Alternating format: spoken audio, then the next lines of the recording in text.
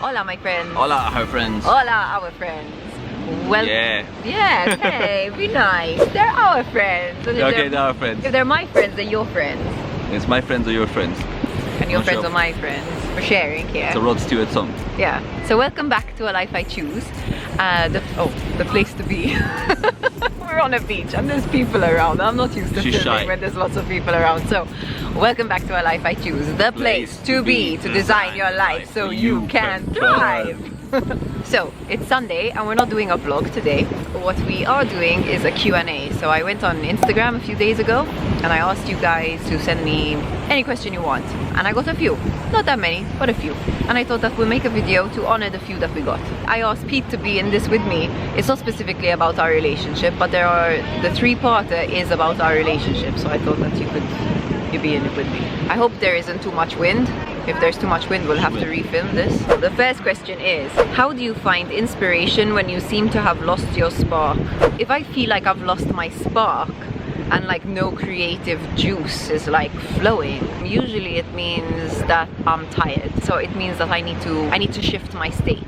I need to get up. It means that my brain has become too confluent with whatever I'm like trying to work on. So it just means I need to like get up, go out, do something different. Something I love to do is like go and hang out with my nieces because they're so much fun and like we play, and that will like shift my state, and then I'll be able to come back and focus. But obviously like I don't know if this has been going on for you for a long time. So if you've been feeling it for a long time, there might be some kind of block, there might be some kind of limiting belief, you might be a little bit out of touch with yourself, in which case maybe you need to journal more. Or Can I say something? Yeah, of course. I want to have questions dedicated. No, I want you to speak. I find what's very useful is to try and escape this like big idea that everything has to be perfect. Most of the time if you're stuck creatively it's because you're too worried about how the outcome's going to be judged. So I think the most important thing is to actually get stuff out of you rather than escape it. So like to find like a lesser version of whatever you're doing. Like so if it's like a big thing, to break it down to small pieces, or to write things down so that you can see what you're thinking, or to speak to somebody, I find. Yeah. So basically just don't leave it in your head, because your head is beautiful and the world is not so pretty. So you need to get out in the world, and then you can start to figure it out. Nice one. Second question. How do you cope with failure? Accepting, admitting, recovering from it? Where do you start from? She's much better at it. It's really interesting because I had to sort of stop and think, how do I cope with failure? The truth is, like, I don't really see anything as a failure. Like if I don't meet my target or if I make a mistake, I don't see it as a failure. I just see it as an opportunity to learn or to try something different. I wouldn't really classify anything that I haven't managed to do as a failure. It doesn't serve me to say that. But when I do make mistakes, or when I don't like reach my goal or whatever, which obviously happens, something that I love to do is be compassionate with myself, and instead of beating myself up, which never ever helps, step into compassion. So I do. That's sometimes the tool you use to be able to not feel like you failed.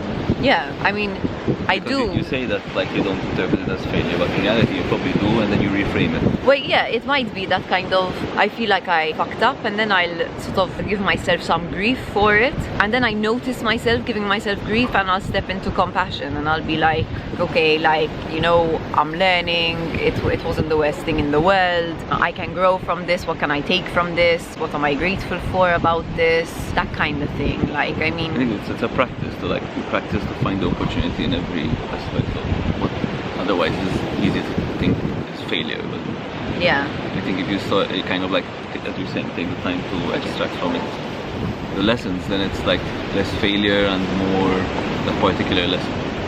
yeah. I'm trying to remember the last time I felt like I really fucked up. Like, I mean, I often feel like I fuck up. Like, in all honesty, I often feel like I fuck up in many ways, in our relationship, at work, with my family, like with my discuss it and you friends. try Like, to figure it out, and you use it as a way to move forward, rather yeah. than as a way to kind of like get stuck and like just yeah. beat yourself up. I think the worst thing we can do is beat ourselves up. Like, I think when we start beating ourselves up, like, then you can't move forward, because then you can't grow from it. You're too stuck on feeling the I'm not enough, the shame, you know. But when you bring compassion and you're just like, okay, I made a mistake, it's not a big deal, I'm human, we all do this, and bring love to yourself, then you can start to move forward, because you move from a space of I am enough, like I am okay, I am lovable as I am.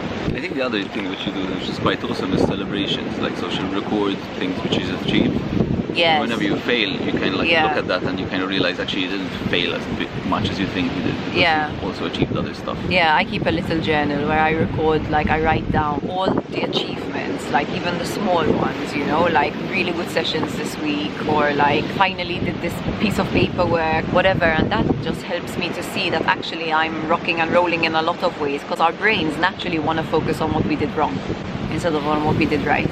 Our brains naturally want to go to threat rather than the good things in life, the blessings. They're just trained to do that evolutionarily. They're made to do that to protect us from doing it again, to protect us from shame, from humiliation, from pain, and from death. So, but it's the truth. So next question. So kind of we need to train our brains to see the good. So yeah, my celebration and my self-compassion and gratitude, those are my three main things. Like, and those are three things that I have to do every day. And if I find that I'm like struggling, if I'm going through a week where I'm having a hard time seeing the positive, then I will go back to my celebration book and I'll write down even more than I normally would. Okay, where was the celebration today? Boom, boom, boom, boom, boom. Like, I'll write them all down. Just train myself as much as possible. Alright, so this is a question for us. So how long does it take you and Pete to understand each other's point of view? Sometimes quite quickly, and sometimes I think it's all longer. about approach. If you approach it from a place where you want to share, and you kind of like almost start from zero rather than being pissed off or aggravated or angry, then it's quite easy. I'm sorry, but if you don't speak to them, they can't hear you, and we're outside, so I need to keep reminding you.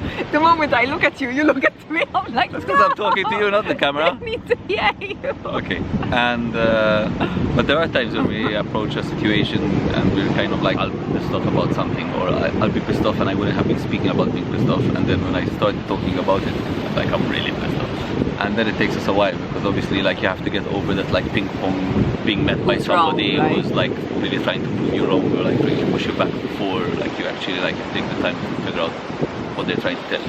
So you're saying when we get stuck into that dynamic, it takes us longer? Yeah, of course. Yeah, for sure. When we are like very self-righteous in our arguments, you know, and we're like definite like that the other one fucked up and like we are right, then we really hurt each other. But when we manage to step more into a compassionate space where we remember positive intent, like when I remember that my husband loves me, he wouldn't want to hurt me. Alright, maybe he hurt me, but he didn't do it because he just is an asshole and loves to hurt me. He loves me, it's just that sometimes, you know, he has other things on his mind. Stuff happens, but when we remember positive intent, like I think that it just makes it easier. We become less self-righteous and we go more into compassion, and we can speak with less accusation. So we can say, listen, when you did this, I felt this, I really didn't like it, and I'd like for this to change.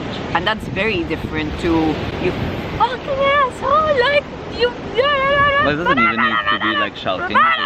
It doesn't have to be shouting, because shouting's aggressive, like, but there's also like a way of talking. I think the summary of this is like, if you approach it keeping in mind there's two people, then it's kind of like much easier. If you approach it either like egoistically or like because of this emotional situation, just thinking of yourself, then it's going to take longer. Yeah. I think you have to remember that you're a team. Yeah. So the next question is, who is the first to apologize after an argument? I knew you were gonna do this. I knew you were gonna be like, it's me. It's really not. It really depends on the situation. Don't do that. It's not true. Why do you play this macho game? Like, what's macho about apologizing?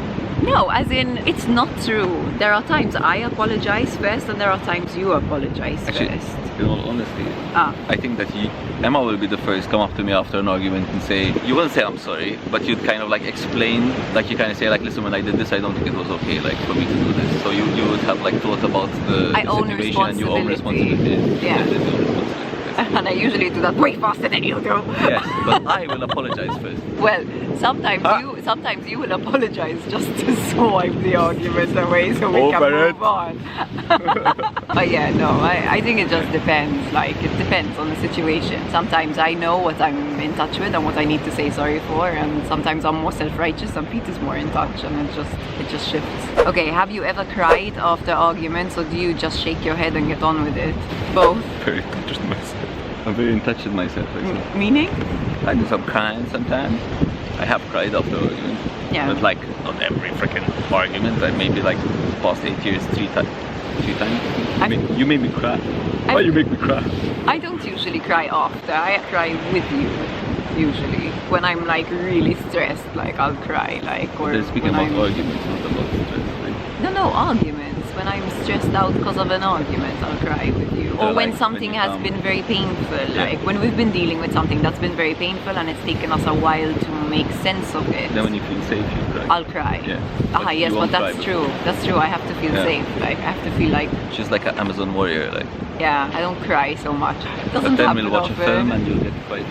No, not really. I'll cry a bit, but it doesn't like come out. Like okay, I'm you're like not bawling, like. But the last time I cried properly, we had a very heartfelt communication after an argument that we had had. We had been having arguments, like a lot of arguments. We had a really heartfelt conversation. I remember I just cried and it just flowed. It was just like. So that's what you mean by crying. Like when it just flows, it just comes out of you. That feels good. So yeah, I think that answers the question. That's all the questions that we have for this Q&A. If you like these kinds of videos, please give this video a like because it really supports our channel and also it lets us know what you enjoy watching. To make it even more clear to us, you know how much we value communication, please leave us a comment down below and just let us know. Or get in touch with them on Instagram. I liked this, or I want to know more about this, or I really like it when you make these kinds of videos and less when you do these kinds. And if you're gonna say this sucks, go for it, but at least tell us why, so that way we can learn. And it won't be a failure, it will be an opportunity to learn. Oh, nice one. So yes, please, like, let us know. We really appreciate your feedback. Yeah, we'll see you in the next video on Monday. Don't forget to subscribe if you haven't already and to hit that little bell notification to be notified of when we upload new videos. Nicola and I upload new videos every Monday and we shall see you in the next one with the new loads of love and peace and joy and togetherness. Hashtag teamwork. Ciao. Peace. Where are you going? I'm running away.